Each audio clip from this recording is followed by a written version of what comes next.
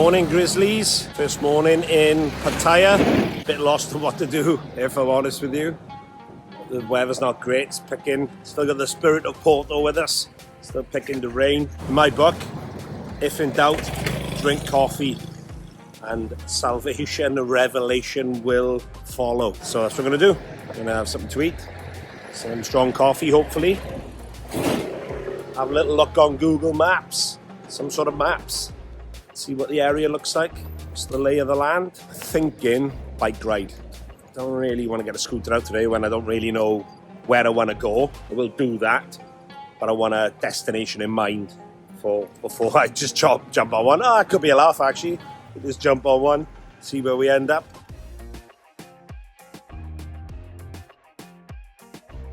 Maybe in Koh Samui, because it's an island, so I can't really get into too much trouble getting too far away or drop into the ocean. Sea, maybe the sea down there, wouldn't it? Yeah. The review said the hotel does bike hire. That could be another bit of false marketing, but we'll see. I'll ask them. I'm sure there'll be somewhere. If not, yeah, I'm thinking coffee, something to eat, a little bike ride, go and explore the area. Hopefully it won't rain too much, but even if it does, it's still pretty warm. It's not going to be like raining in the Welsh mountains. Coffee, eggs, and then we'll find ourselves a grizzly plan.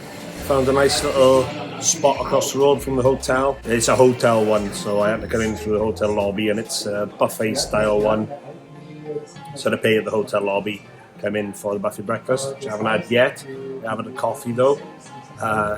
It's a machine, it's not any gourmet stuff, but it's quite nice. Slammed an extra espresso in because it's a self-serve machine, of course. And the beauty is that is free refills.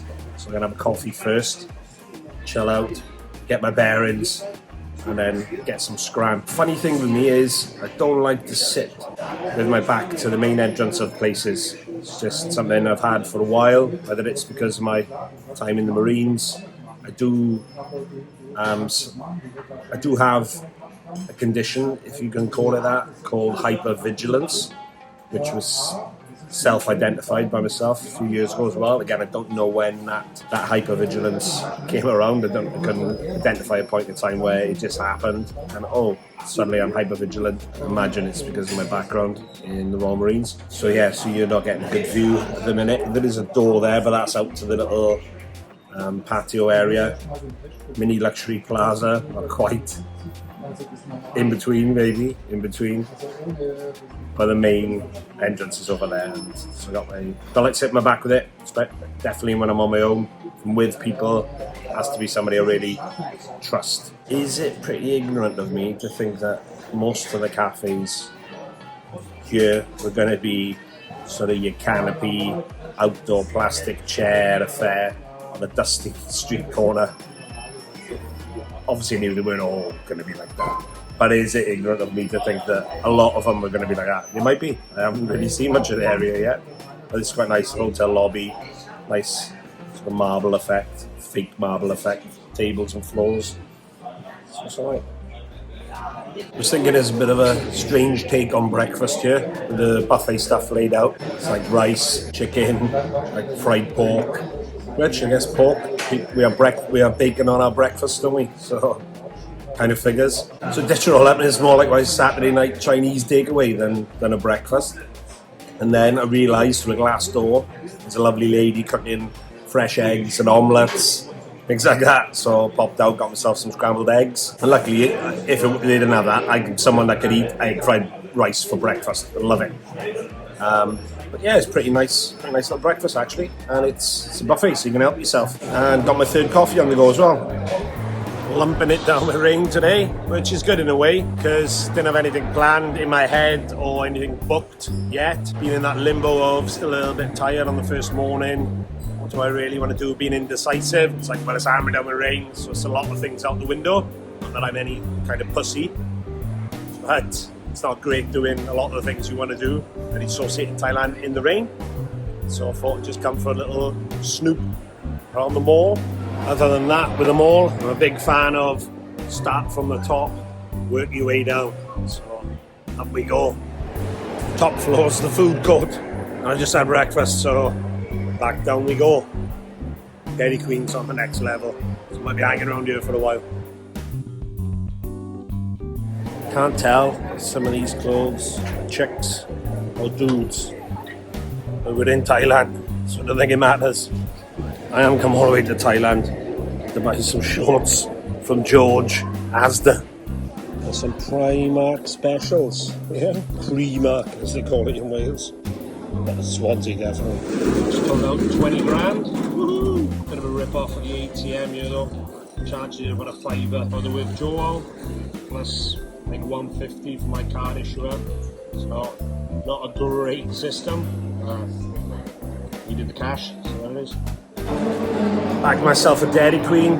Just went for a small mint choc chip, considering they had the equivalent of 2 Chinese takeaways for breakfast.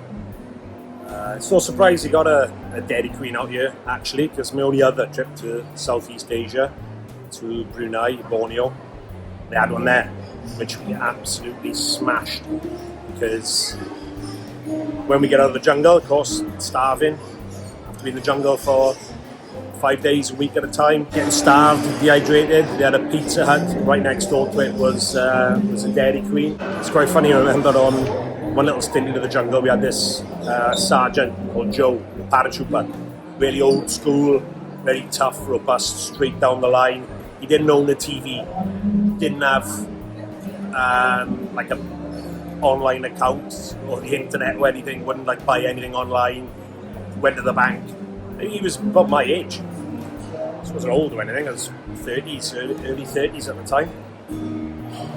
But yeah, really old school and robust. And one little venture into the jungle, he got an upset stomach. Sounds a bit like pansy, but he weren't that type of bloke. And he couldn't eat anything when we were out on patrol in the jungle. Drink water. He wasn't being sick, so it wasn't like dysentery or anything serious, I don't think. Well, we didn't see him being sick, but he was that type of bloke that might have hidden that. And he probably was a lot worse than he made out. To us, he didn't grumble, he just went, I can't eat. And he lost loads of weight on that trip. It would have been 5-6 days in like the deep jungle, Borneo. And we came out of the jungle and he was like a prisoner of war in a Japanese camp. Really gaunt, lost loads of weight, pale. When we got back to camp, he got his appetite back and he just smashing Dairy Queen for the next few days. And that was it. Within a couple of days, he was back to fighting weight. Yes, there's no surprise he's got Dairy Queen out here. So obviously a big hit in this part of the world, which is good for me. So I love a cheeky Dairy Queen. Yeah, on a trip to Brunei, Borneo with the Royal Marines.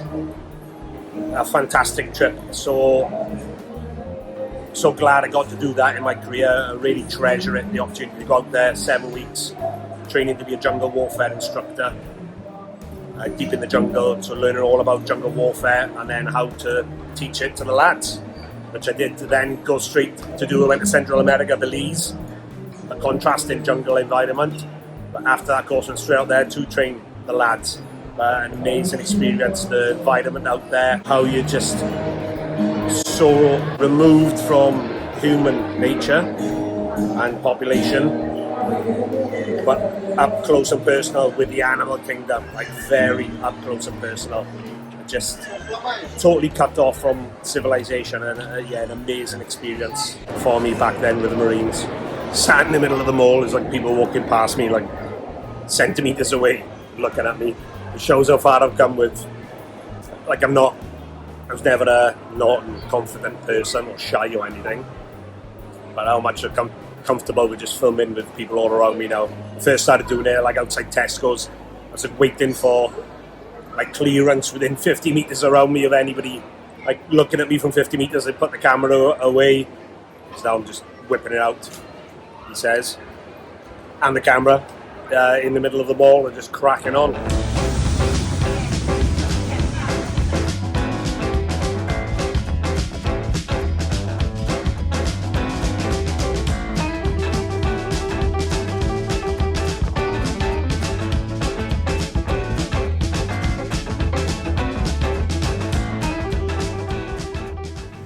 Picked up a couple of vests and shorts from the mall, still without a set of flip-flops. Some of them like 40 quid. This is a cheap country. I ain't paying 40 quid for a pair of flip-flops in Thailand. I wouldn't pay that from it anywhere. New York or LA, London, definitely not going to pay it here. When I'm only expecting to spend about a fiver. That's the max I'm going to go. Maybe 7 quid. I'll push it to 7. I'll probably get haggled down from 10. I'll start at 5. They'll start at 10. We settle at £7.50 or something. So let's call it £7.50. Yeah, so I know it's a mall, so most of them were like shops, established shops. So that's why I've headed back down to the beach. But they're not established shops by any means. So let's find a little street hawker and get I need another pair of shorts as well. I only got one set of flip-flops. Coffee scene around here seems to be quite good, which I'm happy about. Noticed some dedicated coffee shops looking quite nice, plush and set up. So I'm happy with that. I didn't have any preconceptions or expectations about it. Didn't really look it up before I came out here.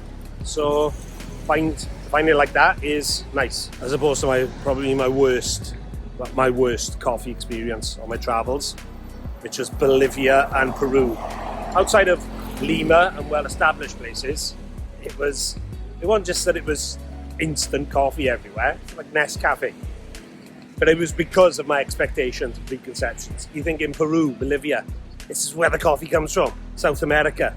It's going to be absolutely amazing. It was this instant coffee, which I guess is because the areas you're going to, rural areas, they're so poor, they can't afford to keep the nice coffee or the beans. They got to ship them abroad and sell them. So they're left with all the crap, freeze-dried stuff. So it's very disappointing. Guess it'd be a little bit like being like a cocaine dealer or addict or something, and then go into Colombia or South America, finding out it's crap. It's like the stuff you get in Bristol or something, or mixed with something else. Anyway,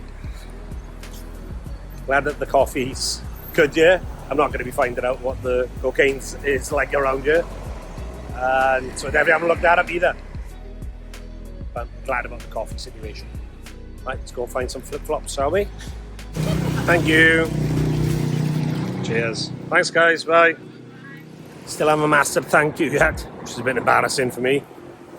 It's got a coffee from one of the street carts. They've actually got like fresh bean ground coffee in them, which is always a good sign. Snapped up some flip-flops. The bargain price of 99 baht, gleaming. Highly likely they'll fall apart before the end of my trip. It's 99 baht, isn't it? 2 quid.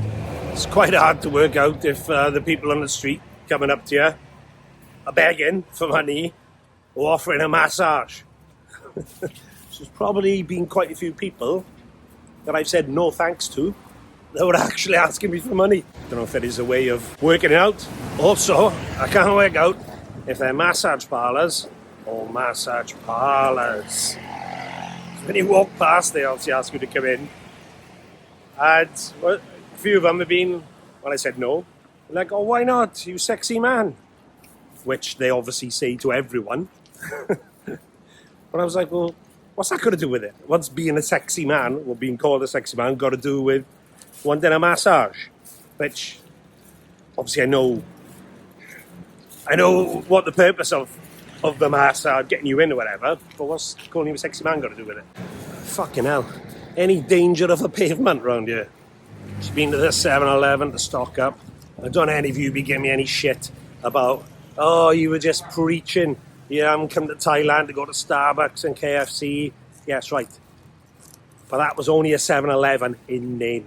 There was nothing American about it. Reinforced by the fact that there was no Cheetos in there. Right.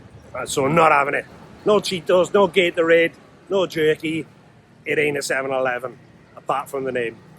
But it's actually good to do a little stock up, different to that I'm actually going to use, different to back in the day where you go to Spain, even my road trips to America, you go to the pharmacy, the shop, get all your bits and bobs for the week, all excited, like, oh, doing my little shop, getting all my bits and bobs, snacks and stuff for holiday.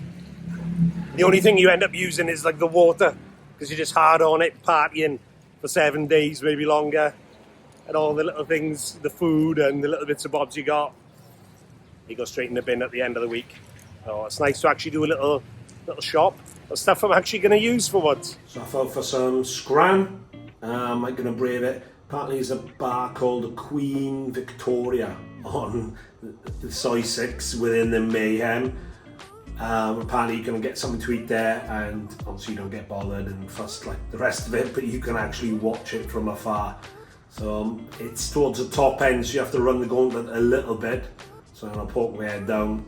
Was it Wednesday night? So it shouldn't be too busy down there, but that could be worse in fact though, because then there's less people for the girls to sort of drag in. I get singled out. I'm going to have a quick look from the top, suss it out. I went to walk down Soy 6 to try and find the place for food. I just didn't have the minerals for it, man.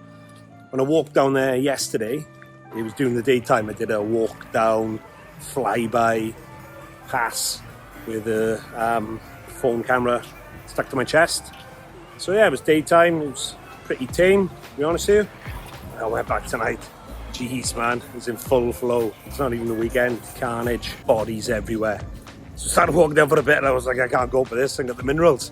So ducked off into a side alley onto the road next to it, which was even worse, but in a different way. The really narrow lane, cars and scooters just clipping me, flying past. I was like, oh, this is doing my head in. So I took another lane back onto it. I was like, I'd rather walk through the last third of Soy 6 than stay on that. So I did that, and it is interesting to see. But yeah, just be prepared. If you're a guy on your own, no matter what you look like, what you dress like, or anything, you're gonna get tried to. Somebody's gonna try and get you in the bar.